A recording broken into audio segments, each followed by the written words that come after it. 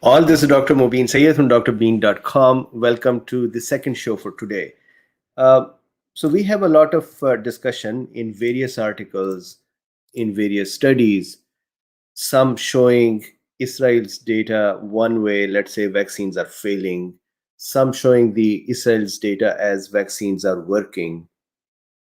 And as usual, what I want to do is look at that data together to see how what are we seeing there, and then you can form your own opinion. You can maybe go away and say, I think it is not working, the vaccines, or you might go away and say, yeah, my takeaway is that these are working. So this is the discussion for today. Let's start. So here is drbean.com.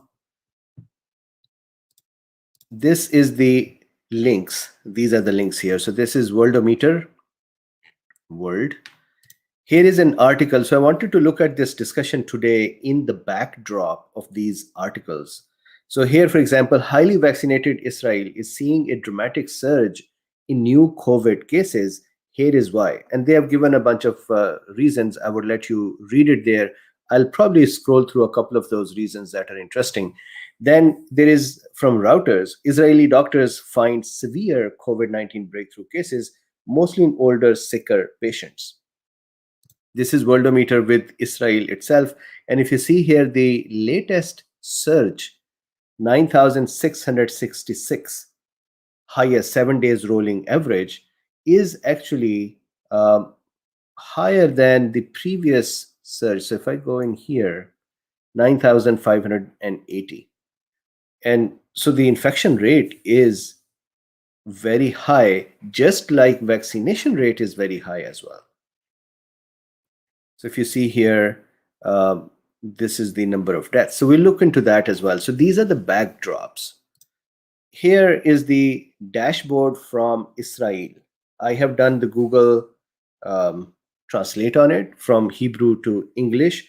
So of course, there may be some words that may not fit the normal English terms that we speak, but still, it is a very useful dashboard, number one. Number two, this allows you to look at data by yourself. Instead of saying this rumor said this or this article said that, you can actually see the data here. And I was already looking at the data and I was thinking some articles picked up what they felt would serve their talk or their position, or whatever is the point of that article. And some articles picked up the entirely different data set. But the data set is coming from here. So it is interesting to look at this. Then I want to discuss an entirely different thing, still related to Israel, a study. And David, my friend here, he had sent this over to me. This is a study of the side effects by the vaccines and various kinds of side effects. And the interesting comparison is that if somebody gets COVID, then what is the risk of that specific side effect, versus if somebody has a vaccine, then what is the risk of the side effect maybe because of the vaccine. So that is interesting. Another interesting news is, so this is, I hope I can pronounce his name correctly. He is Devir Aran.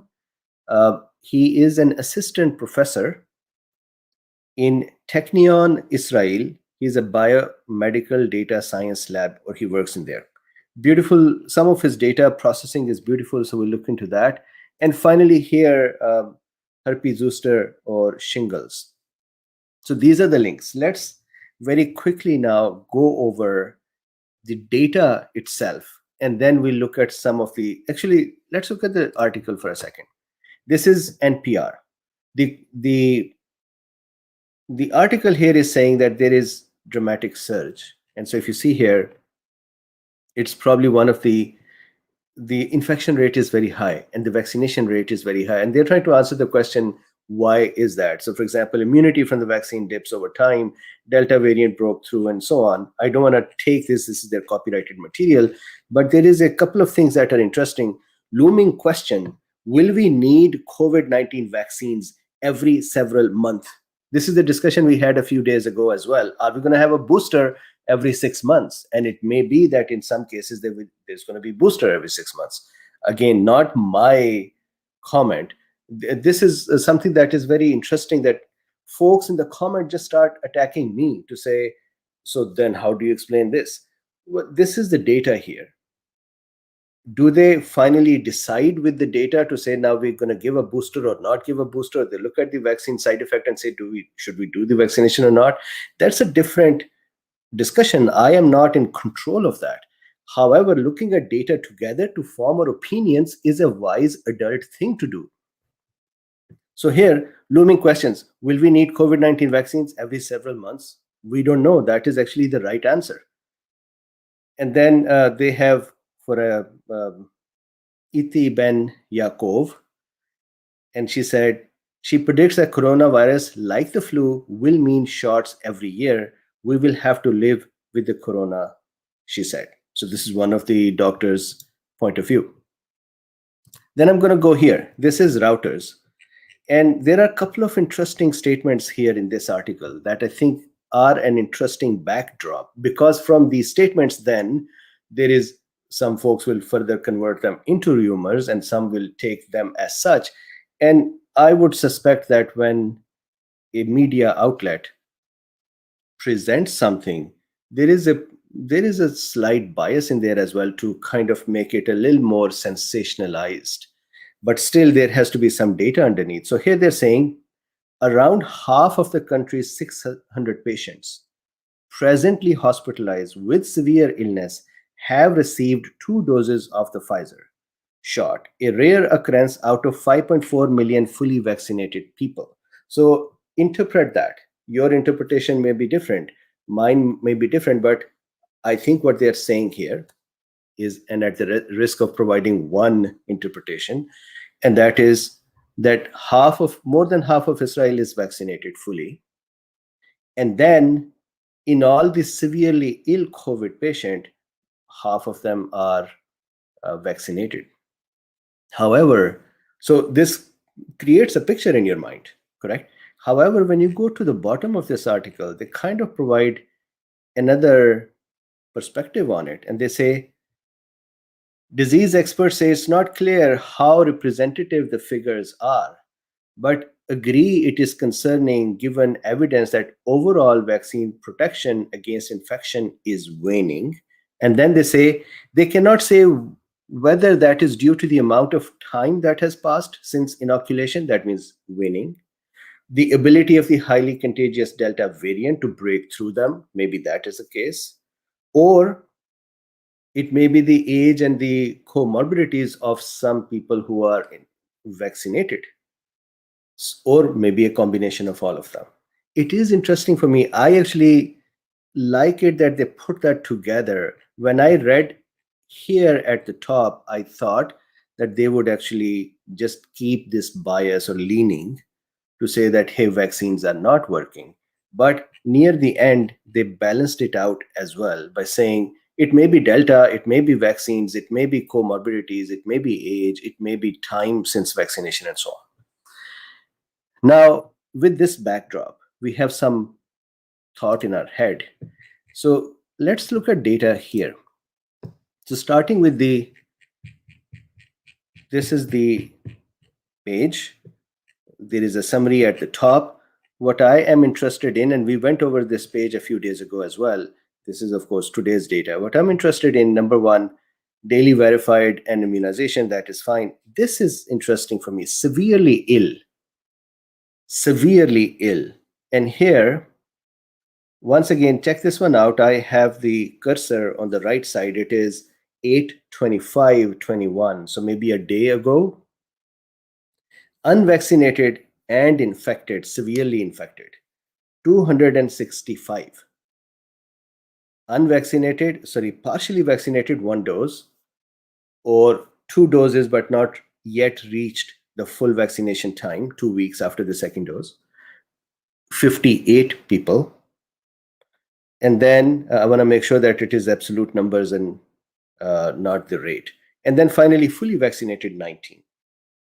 So think about the article before, 600 acutely ill patients in the hospital. So that means that if you continue to go backwards and keep accumulating some of those patients in the hospital, you would get a total of 600. And then if you keep adding all of them, they're saying here by now half of them are vaccinated and half of them are not vaccinated.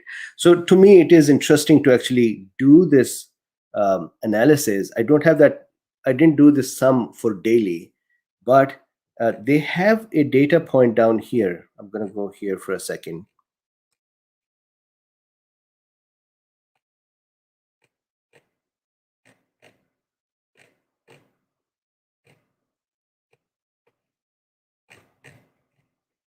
Here, I think this is the one.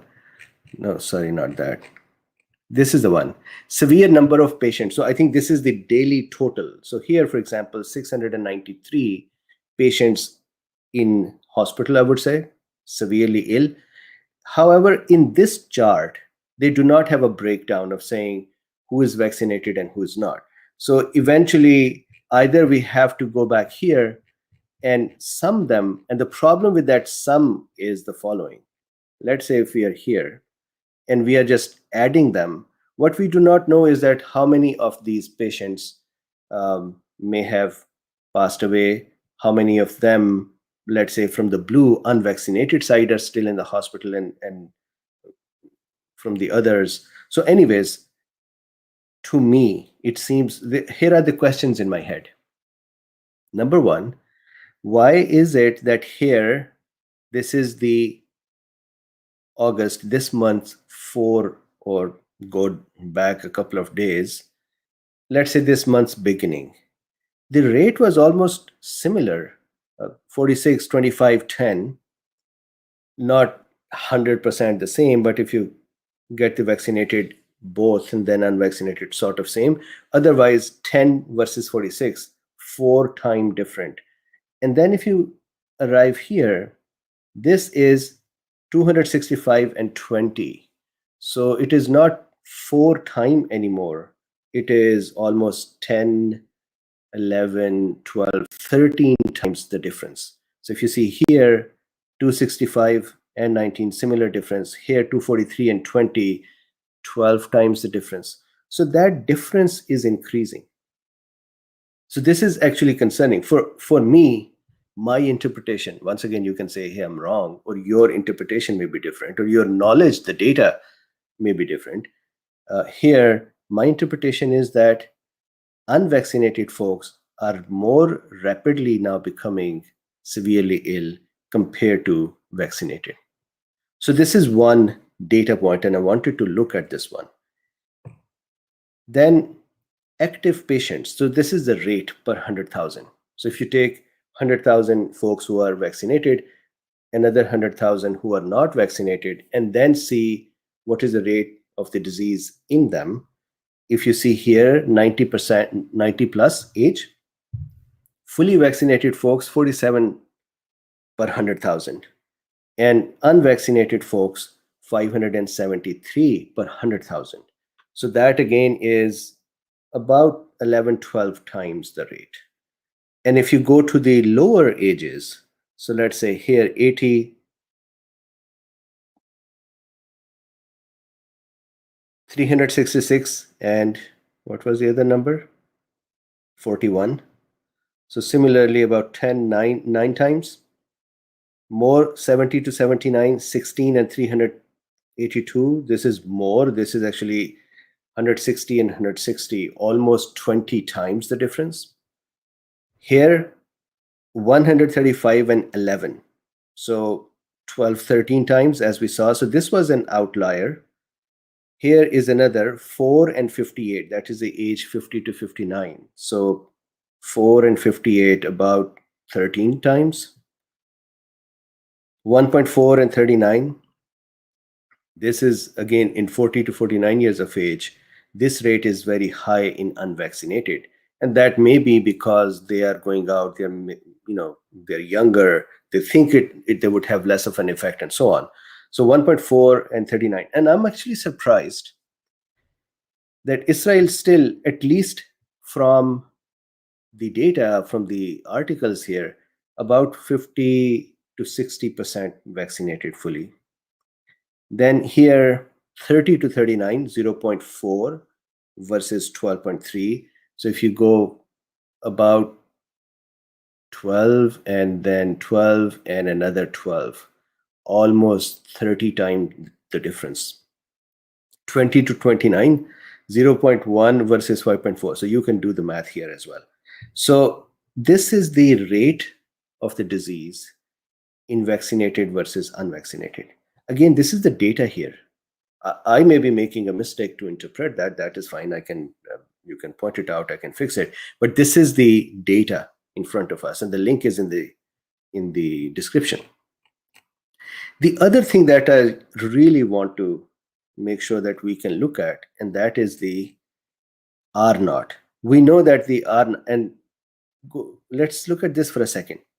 We did this review a few days ago as well, and this is the 1 dose, 2 dose, 3 dose of the vaccine. So if you see here in 90 plus, 94.2%, 90 plus have at least 1 dose.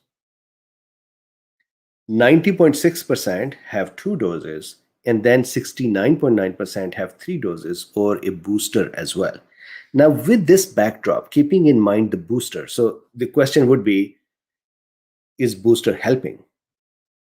And here, I'm going to go to Devir Aran's tweet here, and here is his data that he has picked up.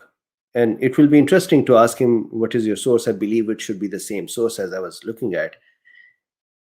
Here, unvaccinated, this orange line. Vaccinated, green, 60 plus. Vaccinated, this bluish, 60 minus. And then vaccinated 60 plus with purple. I think one important thing to note here is that the purple is 3 doses. And if you look at this chart, what it is representing is R naught, or reproduction number. And what we say is that if R naught is 1, that means one person is transmitting the disease to another one person. So we call it a stable disease in the society. It is just going from one to another without spreading. And if R naught starts going below 1, that means the disease is reducing. And if R naught starts going above 1, that means disease is continuing or spreading.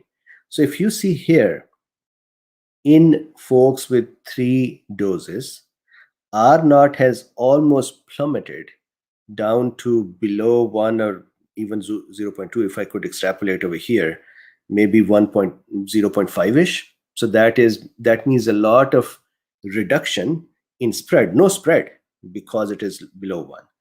However, other age groups and other vaccine doses, they are, for example, unvaccinated 60 minus. I probably just said 60 plus last time. Unvaccinated 60 minus, below 60, unvaccinated, this orange. Look at the R naught. R naught is hovering about 1.3. So that means it is spreading, slowly but spreading. Unvaccinated 60 plus, the green ones, their R naught was high as well in the beginning. And now look at this, their R naught has dropped, but still higher. That means this group, unvaccinated 60 plus, becoming sick, may actually have deaths as well. And then if you look at vaccinated 60 below 60, and with not fully or with 3 doses, their R naught is high as well. So there is only one group whose R naught has gone down. Now, let's think about this once more, that is it the 3rd dose? Is it the revving up of the immune system for some time? I think it is the revving up of the immune system, which is caused by the 3rd dose. And that is protecting the persons who are in active immune state. And this is what you're seeing in this purple line. It will be interesting to see that after, let's say, 6 months, when the immune system has gone down to a more dormant or rested state. I won't call it dormant, more resting state, and then see what is happening here. But this is interesting analysis. Now, if I go back here and look at the R naught, there is R naught here on this table as well. So this is R equals 1, R is greater than 1, epidemic in spread, R equals 1 in stable state. So if you see here, this is 726. about a month ago, and that is 1.34. And that means infection was still spreading, much lower than many other places. And as you can see, it is continuing to reduce in its spread. So for example, on 8/14, the coefficient or R production R naught is 1.14. So that is cumulative. It is still spreading, but lower compared to many other societies or many age groups or vaccinated groups, or I would say comorbidity groups, and so on. So this is accumulated R naught. Very interesting for me to see from here all the way to 1.4 at this time, 1.14, sorry. Then another graph chart that I had missed last time when we talked, that was the number of deaths. So here we had seen this chart, severe number of patients. I believe this is the total number of patients. And then if I go down, recover and die. So here, died daily. So average deaths for the time period shown. So for this 1 month, the average deaths are 15 or 16. And daily, for example, on 25th, 14. There may be more data coming in there, unfortunately, here 25, and so on. So you can see actually that within this month, the number of deaths have actually increased. And it has gone up. Let's say it used to be below 10, below 16, and now many times it is above 16. So that is the number of deaths. Now I want to look at this study. So this is about the data and data dashboard. My request to you will be to look at that dashboard by yourself. Make up your own opinion. Look at various articles. Some people are saying, hey, this is a terrible situation. Some are saying, hey, there is some important things to see. For example, severe cases or hospitalizations or number of deaths in vaccinated. Now, here is another study. Let me show you the study's background first. I didn't have enough time to actually draw it out. So I'm going to show you here. The study is from Israel. And here is what they're saying. We use data from the largest healthcare organization in Israel to evaluate the safety of the BioNTech mRNA vaccine. So that is Pfizer vaccine. Pfizer is the platform and BioNTech is the vaccine. Results. So I want to show you the results in that chart. Of course, there's a big study and you can look at the remaining data. Here's what is interesting about this chart. So look at the right side first. Point estimates of the risk difference. So this is a difference of some side effects with the vaccine compared to the same side effects if somebody got COVID. So it is disease versus vaccine related side effects. Point estimates of the risk differences for selected adverse events are shown. Estimates were derived 42 days after vaccination or SARS-CoV-2 infection. So 42 days after the infection or 42 days after the vaccination.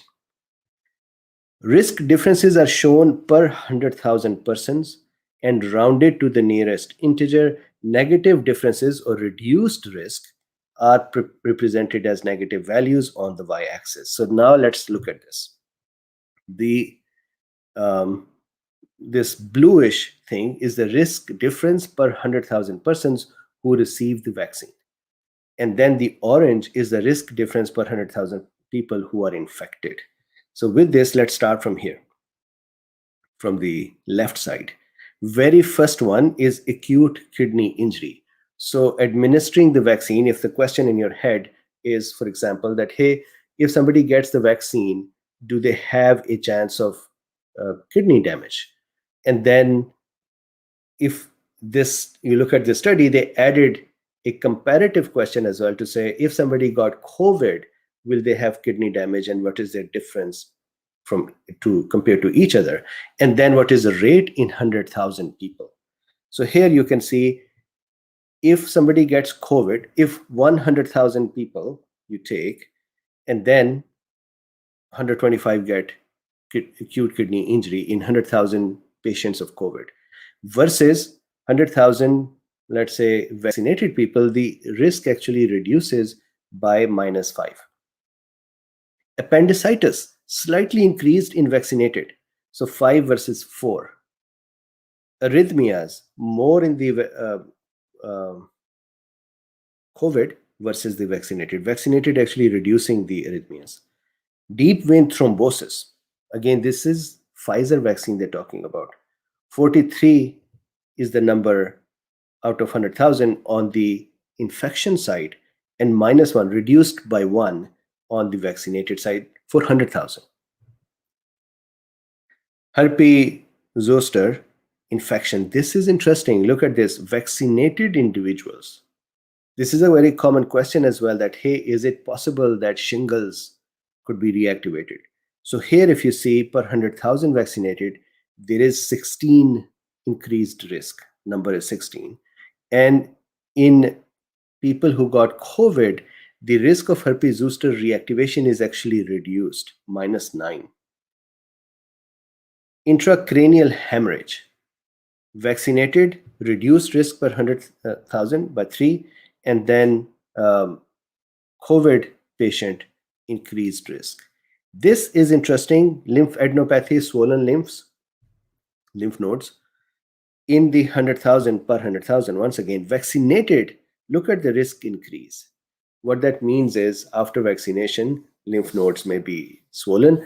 My own family member, who one of them, they still have after 4 months swollen lymph nodes, and now their doctor referred them to go to ENT to get those checked. Compared to COVID, which is 3. Myocardial infarction. This is another one. There is an increased risk of myocardial infarction. We know that. So that is here. 25 with the infection and 1 with the vaccine. Again, 100,000 is the number. Myocarditis. Myocardial infarction is heart attack. Myocarditis is the inflammation of the cardiac tissue. So once again, increased risk as well with the vaccine. With COVID, 11, with vaccine 3, but yes, increased risk.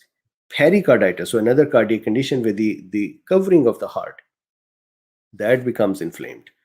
And with COVID, the number is 11. With vaccine, the number is 1. But again, this is positive side, meaning there is risk. Pulmonary embolism with COVID, 62 risk, and with vaccine, -1.